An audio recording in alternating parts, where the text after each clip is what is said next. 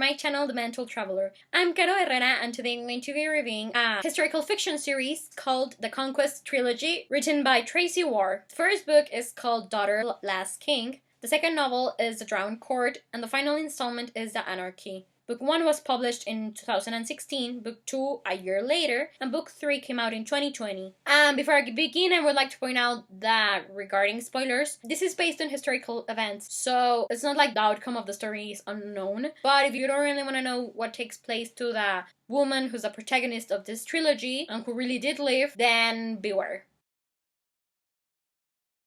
The Conquest trilogy is mainly the story of Nest ferch Rhys, who is more commonly known as the Helen of Wales because of her great beauty and for another reason I'll mention in a few moments. She was a princess, the only legitimate daughter of the last king of the realms of South Wales. When Nest was a child, her parents and most of her brothers ended up dying because of the Normans, and she was taken as a hostage and raised in the court of the English king William Rufus, the heir to William the Conqueror. The king's youngest brother, Henry, had a son with her after he himself becomes king, and Nest was then married off to the constable of Pembroke Castle, a man who in this trilogy by then has been in love with her for years. They have several children together, but then Nest is kidnapped by a Welsh prince who wanted to marry her and thus become a great threat to the English and a powerful source of inspiration for the Welsh rebels. This didn't work out though that way because Nest's husband managed to survive the attack in which she was kidnapped, and after about 2 years of being a hostage, Nest is finally able to return to her husband and children. A while later, Nest's husband does die, and she is then married off to the Constable of Cardigan in another attempt from the English king to diminish Nest's power as a Welsh princess. Throughout all of this, Nest also falls in love with the king's close friend, has more children, both legitimate and illegitimate, and supports her youngest brother as he attempts to recover their father's kingdom. Since Nest slept with several men throughout her life and had a lot of children, and was even kidnapped from her home by one of them, the author of the Conquest trilogy mentions that historians throughout time have considered her to be promiscuous, and this angered her, so she decided to write Nest's story from her point of view. And in doing that, we see that in several occasions Nest didn't even want to be with this man, but she had no choice as it was a woman's lot to obey orders in these times, especially if they came from the king. Thus, I enjoyed the fact that this is a great example of historical fiction. We get to see historical events, but the historical figures, thoughts, and emotions and opinions are the author's rational conclusions, and they made a lot of sense to me. I should also mention, though, that while Nest is the protagonist of this trilogy, we also follow two other main characters a lot, one of her lovers and his sister, and it is through them that we learn all that is taking place in the political waters of England and Normandy and France. Finally, I've only ever seen the first episode of The Last Kingdom, but I thought that there were several parallels between its protagonist and Nest, so it was cool to read about those sort of experiences through the eyes of a woman. Okay, so I've always loved history, and besides English classics, historical fiction books are my favorite literary genre. Still, while I know a lot about British history, particularly the British royal family, being a royalist and an Anglophile, it wasn't until last year that I deeply fell in love with Wales, particularly its history during the Middle Ages. And this is because of Sharon K. Penman's Welsh Princes trilogy. Sharon is my third favorite author ever, and the first book in this trilogy, Here Be Dragons, is my third favorite book ever as well. But yeah, her trilogy and the prequel series that comes before that covers what takes place in Wales from the time of King Stephen to Edward I. So yeah, ever since last year I've been on the lookout for more historical fiction novels set in Wales in the Middle Ages. I finally got lucky in June 2020 because I joined a Facebook group a while ago dedicated to Sharon K. Penman, and someone posted something about the Helen of Wales a while back, some weeks ago, and I was like, who is she? So I discovered that there had been this woman called Nest ferch Rhys. I looked up books on her life, and that's how I discovered the Conquest trilogy. It had some pretty good reviews and a good rating on Goodreads. Her life was fascinating, so many things happened to her, so I decided to read them. But one of the reasons why I really wanted to give them a try was because Sharon K. Penman's books begin with King Stephen's reign. I don't really know in detail what happened before Stephen in England. I only have an overall view of it. So I wanted to learn what does happen with William the Conqueror and his successor and King Henry I through the eyes of a historical fiction book that didn't clash with Sharon K. Penman's take on what happened during this time. But yeah, anyways, I bought the novels and I read them all in just 3 days, one a day, because we're in quarantine, I can do that, and they were just really good.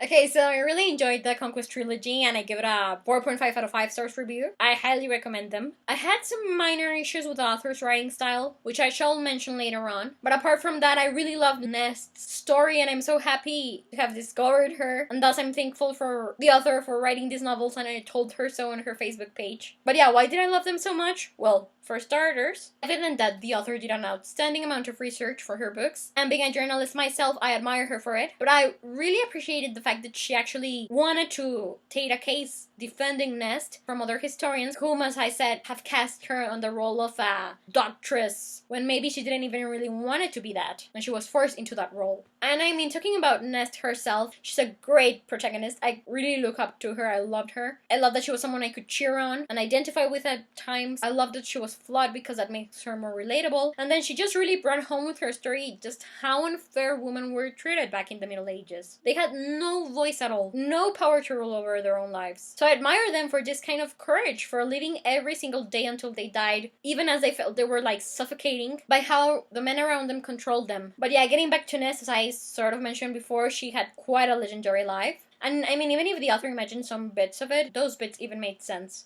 with the flow of the story. And in the end, this is a trilogy that has it all. Romance, action, political intrigues, betrayal, forbidden passions, mystery. There's something for everyone. Though I must confess that my favorite bits were the historical and romantic sides of it. I love reading about all the different relationships and dynamics between characters, and the ones that Nest had with all of her lovers. Well, maybe except her last husband. They all covered very complicated themes, but realistic in a way. They're all very grown up takes on love. They're complicated. Like, how can you say that you love someone so much without telling them that you murdered their brother and you're a good guy? Or how can you love the man that cast you away? Or how can you endure giving birth to the children of your rapist and loving them even as you have not too fond feelings for him? They really leave you pondering about the complexity of human emotions. And one other thing that I really like about the Conquest trilogy was the fact that it mentions several legends. For example, King Arthur's court or the Drowned Court in the sort of Welsh Atlantic, and even the Mabinogion. And in a way, it's fascinating to think that Nest actually lived before these legends, before the earliest prose stories of literature in Britain were being recorded. Finally,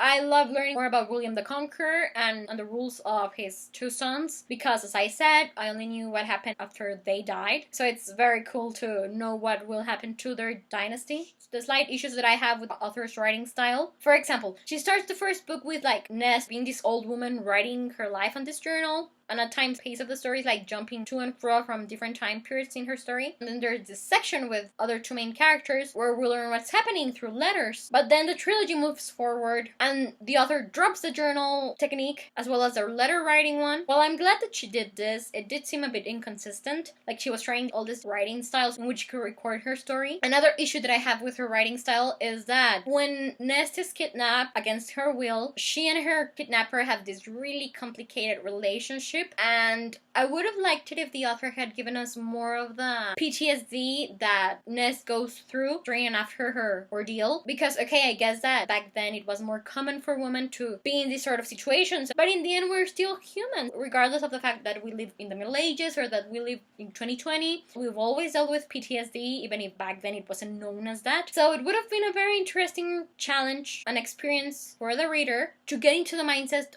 Nest as she's going through this dark phase. But yeah, that's just something that occurred to me that I would have liked to have seen in the books. Okay, so I really hope that they make a show or a movie of Nest's life one day because it's so engrossing and fascinating. And if they ever do, I will review it. But yeah, I believe that this is all I have to say about the Conquest trilogy. Thank you so much for watching my review of it. Please let me know if you enjoyed it or not, as well as what are your own thoughts regarding these books, the author, the historical events they cover, my review, anything that's relevant. In the description box below, you can find a link to the Goodreads page for the books. But yeah, I'm Caro Herrera, the Mental Traveler, and I hope you have a wonderful day wherever you are in the world. I'll be seeing you soon. Take care, and goodbye!